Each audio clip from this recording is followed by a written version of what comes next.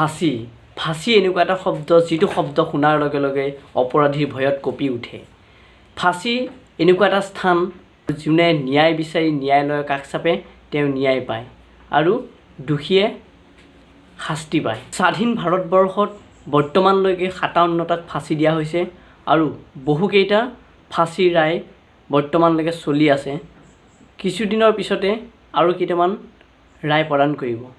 সাম্প্ৰতিক সময়ত ভাৰতবৰ্ষৰ সমগ্ৰ দেশজুৰি চৰ্চিত হোৱা নিৰ্ভয়া হত্যাকাণ্ডৰ 4জনক দোষী সাব্যস্ত কৰি ফাঁচীৰ ৰায় প্ৰদান কৰিছে। বৰ্তমান বিহাৰৰ তিহাৰ জেলত এই ফাঁচীৰ কাম প্ৰস্তুতি চলি আছে। সকলোৱে আমি শুনি আহিছোঁ যে ফাঁচী দিয়া হয়, কিন্তু কেনেদৰে দিয়া হয় সেই বিষয়ে আমি আজিলৈকে কোনেও জনা নাই। গতিকে দৰ্শকসকল, কেনেদৰে ফাঁচী দিয়া হয়, কেনেকৈ ৰছীৰে ফাঁচীৰ গাঁঠি তৈয়াৰ কৰা হয় আৰু কোন জেলত ফাঁচী দিয়াৰ সময়ত কি পৰিস্থিতিৰ সৃষ্টি হয় তাৰ বিষয়ে জানো হওক। নমস্কাৰ, মই দেৱপ্ৰসাদ হাজৰিকা। আমাৰ চেনেল প্ৰাসংগিকলৈ স্বাগতম জনাই আজিৰ আলোচ্য বিষয় ফাঁচী কেনেদৰে দিয়া হয় তাৰ ওপৰত আৰম্ভ কৰিব ওলাইছোঁ। গতিকে দৰ্শকসকল, ভিডিঅ'টো একেবাৰে শেষলৈকে চাব বুলি আশা কৰিলোঁ। ফাঁচীৰ প্ৰক্ৰিয়া আৰম্ভ হয় ব্লেক ৱাৰেনৰ পৰা। ভাৰতবৰ্ষৰ ৰাষ্ট্ৰপতিয়ে যেতিয়া কোনো এটা কাণ্ড দোষী সাব্যস্ত কৰাৰ পাছত অপৰাধীৰ আবেদন খাৰিজ কৰে, তেতিয়াই জেল প্ৰশাসনৰ তৰফৰ পৰা কোৰ্টলৈকে ব্লেক ৱাৰেনৰ কাম আৰম্ভ হয়। এই ব্লেক ৱাৰেনতে ফাঁচীৰ ঠাই, ফাঁচীৰ তাৰিখ, ফাঁচীৰ সময় নিৰ্ধাৰণ কৰা হয়। তাৰ পাছৰে পৰা ফাঁচীৰ কাম আৰম্ভ হয়। এইবাৰ আহিছোঁ ফাঁচী তৈয়াৰ কৰাৰ বিষয়ে। ফাঁচীত সৰ্বপ্ৰথম কাম হ'ল জালতক বিচাৰি উলিওৱা আৰু ফাঁচীৰ গাঁঠি তৈয়াৰ কৰা। ফাঁচীৰ ৰছীডাল অন্য ৰছীৰ দৰে তৈয়াৰ কৰা হোৱা নাযায়। এইডাল এডাল বিশেষ ধৰণৰ ৰছী হয়, যাক মনিলা ৰূপ বুলি কোৱা হয়। সমগ্ৰ ভাৰতবৰ্ষৰ ভিতৰত কেৱল মাত্ৰ বিহাৰৰ বাক্সা জিলাতহে এই ৰছীডাল তৈয়াৰ কৰা হয়। এই ৰছী তৈয়াৰ কৰোঁতে জেলত প্ৰথমৰ কাম হ'ল ফাঁচী কেনেকৈ দিয়া হ'ব তাৰ ওপৰত অভ্যাস কৰা। এই ফাঁচী গাঁঠি তৈয়াৰ কৰাৰ বাবে অপৰাধীজনৰ ওজন কিমান, উচ্চতা আৰু ডিঙিৰ কিমান শকত তাৰ জোখ লোৱা হয়। তাৰ পাছত সেই আকাৰৰ এটা গধুৰ টোপোলা তৈয়াৰ কৰা হয়। আপোনালোকৰ হয়তো মনত আছে, আফজল গুৰুৰ ফাঁচী দিয়াৰ আগতেই যেতিয়া ফাঁচীৰ অভ্যাস কৰা হৈছিল তেতিয়া দুবাৰকৈ ৰছীডাল ছিগি গৈছিল। এতিয়া আহিছোঁ মৃত্যু কোঠাৰ বিষয়ে। যিখন জেলত ফাঁচীৰ বাবে প্ৰস্তুত কৰা হয় তাৰ বাবে এটা ফাঁচীৰ কোঠা থাকে। জেলৰ পৰা অলপ আঁতৰকৈ এই ফাঁচী কোঠাতে থাকে সম্পূৰ্ণকৈ কয়দী। নিৰাপত্তা ব্যৱস্থা কটকটীয়া কৰি তোলা হয়। এই কোঠাত ফাঁচী দিবৰ বাবে কয়দীজনক বিশেষ নিৰাপত্তাৰে ৰখা হয়। আমি যদি তিহাৰ জেলৰ কথা কওঁ, 1945 চনত আৰম্ভ হৈছিল, য'ত 13 বছৰৰ পাছত 1958 চনত এই জেল তৈয়াৰ কৰা হৈছিল। কিন্তু ফাঁচী ঘৰৰ নক্সা সেই ইংৰাজসকলৰ দিনতেই যেনেধৰণে দি থৈ গৈছিল সেয়াই থাকি গৈছিল। সেই আধাৰতেই তিহাৰ জেলত ফাঁচী ঘৰ বনোৱা হৈছিল, যাক ফাঁচী কোঠা বুলি কোৱা হৈছিল। বৰ্তমান সময়ত বিহাৰৰ তিহাৰ জেলৰ গেট নং 3ত এই ফাঁচী কোঠা আছে।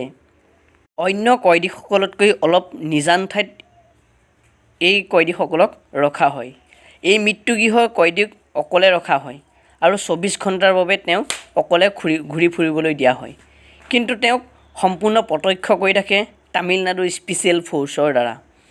তেওঁলোকৰ কাম কেৱল কয়দীক সম্পূৰ্ণ নিৰাপত্তা দি ৰখা, যাতে তেওঁ নিজেই মৃত্যু হ'ব নোৱাৰে। আহিছোঁ এটা অন্য প্ৰশ্নলৈ, কি ফাঁচী অকলে দিয়া হয়নে লগত দিয়া হয়? এই উত্তৰটো আগৰ দিনৰ ফাঁচীহে মিলিছিল, কিন্তু বৰ্তমান সময়ত সেইটো সম্পূৰ্ণ পৃথক কৰা হৈছে। সম্পূৰ্ণ বেলেগ বেলেগকৈ ফাঁচীৰ ব্যৱস্থা কৰা হয়। তিহাৰ জেলত 1982 চনৰ 31 জানুৱাৰীৰ দিনাখন ৰংগা আৰু বিলাক একেলগে ফাঁচী দিয়া হৈছিল। ইয়াৰ উপৰিও পুনেৰ য়ৰবৰ্দা জেলত 1983 চনৰ 27 নৱেম্বৰ দিনা 4 অপৰাধীক ফাঁচী দিয়া হৈছিল।